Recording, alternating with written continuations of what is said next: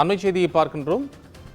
தூத்துக்குடி திருச்செந்தூரில் விசிக கொடிக்கம்பம் அகற்றப்பட்டதை எதிர்த்து அக்கட்சியினர் சாலை மறியல் போராட்டத்தில் ஈடுபட முயற்சி செய்திருக்கிறார்கள். உடனடியாக காவல்துறையினர் அவர்களை தடுத்து நிறுத்தி பேச்சுவார்த்தை நடத்தியிருக்கிறார்கள். விவரங்களுக்காக செய்தியாளர் குமார் இணைப்பில். குமார், உங்களது விவரம். அதாவது தூத்துக்குடி மாவட்டம் சாத்தான்குளம் அருகில் உள்ள தடன்கிணறு பகுதியில் விடுதலை சிறுத்தைகள் கட்சியினர் கொடிக்கம்பம் அகற்றியது தொடர்பாக முன்னதாகவே விடுதலை சிறுத்தைகள் கட்சியினருக்கும் சாத்தான்குளம் துணை காவல் கண்காணிப்பாளருக்கும் ஏற்கனவே பிரச்சனைகள் இருந்து வந்தது.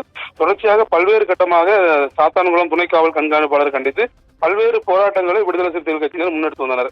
இந்த நிலையில இன்று திருச்செந்தூரில் வைத்து சாத்தான்குளம் டிஎஸ்பியை கண்டித்து சாலை மறியல் போராட்டத்தில் திடீரென ஈடுபட்டனர்.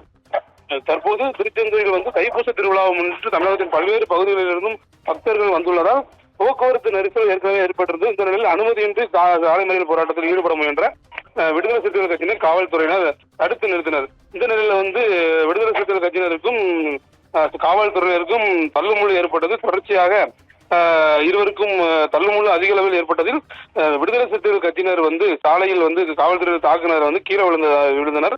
இதுல விடுதலை சிறுத்தைகள் கட்சியின் தூத்துக்குடி தெற்கு மாவட்ட செயலாளர் டிலேட்டா என்பவர் காயமடைந்தார். இந்த நிலையில இது தொடர்ச்சியாக அவர்களை கைது செய்து தனியார் மண்டபத்திற்கு காவல்துறையினர் அனுப்பி வைத்துள்ளனர். அதாவது திருச்செந்தூர் பகுதியில் காவல்துறையினருக்கும் விடுதலை சிறுத்தைகளுக்கும் ஏற்பட்ட இந்த தள்ளுமுள்ளு காரணமாக திருச்செந்தூர் நகர் பகுதி முழுவதுமே பரபரப்பா இருந்து வருகிறது. கோபால், அண்மை விவரங்களுக்கு நன்றி குமார்.